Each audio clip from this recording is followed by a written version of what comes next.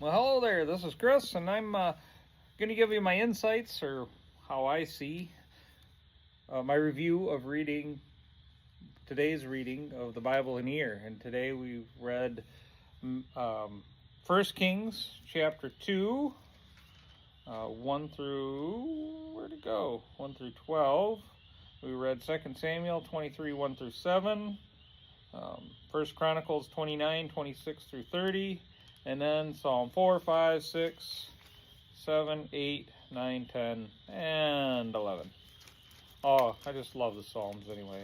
A couple of things that stuck out to me, just David's final instructions to Solomon, is I really had never seen or paid attention to where David actually was showing some signs of wanting revenge on some people. Joab, his commander, and I have had some I had some mixed feelings about Joab there. One that he specifically mentioned was Joab's revenge on basically the murder of his, not the murder, the death of his brother, and that was through the act of war that his brother had died, and he took revenge on his killer. Shouldn't have done that. And David didn't rebuke him at the time. He actually, from that moment, had become his commander of the army. And basically, David said, "No, don't let him. Make sure he's punished." But David didn't do it, which is doesn't sit well with me, and I just doesn't sit well. But there's a lesson in it. That's the whole point of these kind of tensions that happen in the Bible. They're supposed to make you think.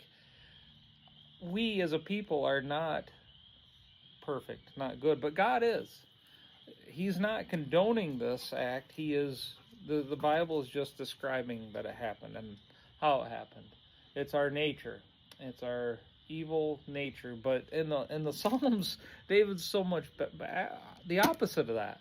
He just praises God, and he does pray against his enemies, but he also says, "God, take care of my enemies, because I know that you can do way more than I can do as far as punishment.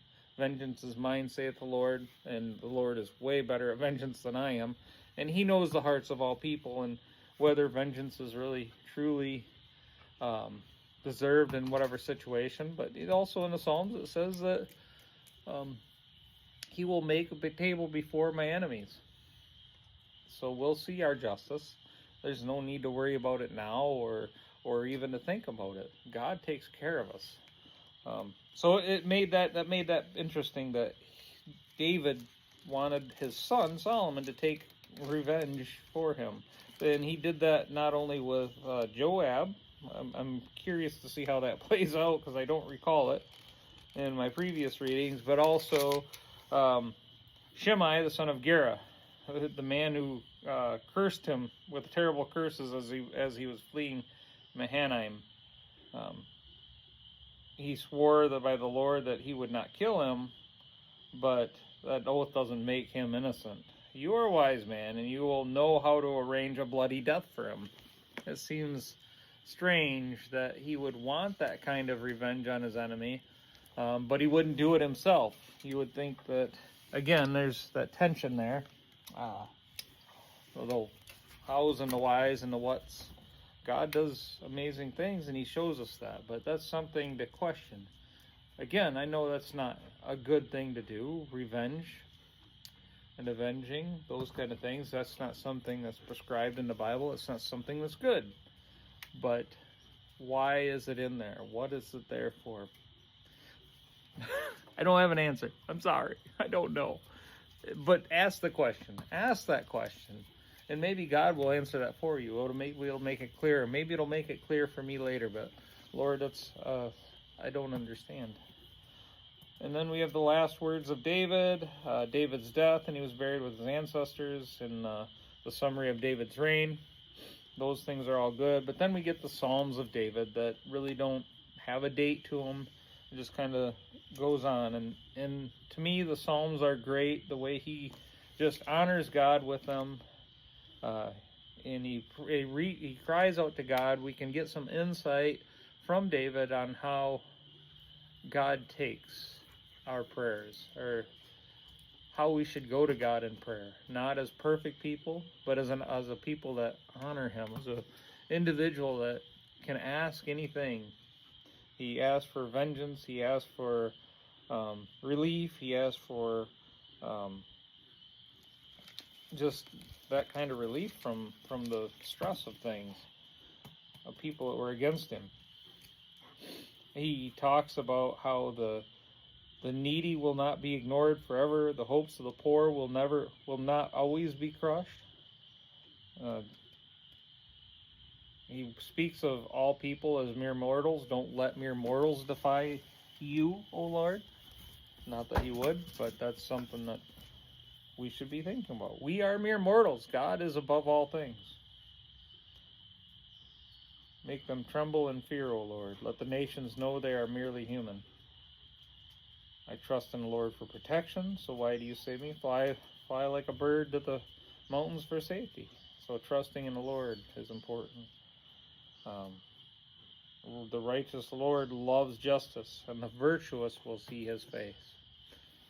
Fortunately, also for us, and I just keep going back to this, and it's not from today's reading, it just seems to be sticking in my head a lot lately about how our righteousness, the only reason that we can see God, that we can come before him, is through the righteousness of Jesus. Our own righteousness is like filthy rags. David was a man after God's own heart. Numerous times he fell short, and we also fall short. And David was under the Spirit of God, and we see that the different. It describes that. It portrays that. And that same Spirit lives in us now. And we have the helper that wasn't always had to everybody in the past. But anybody who believes in Jesus has that helper. And that's the righteousness that God sees us through now. We don't have to rely on our own righteousness.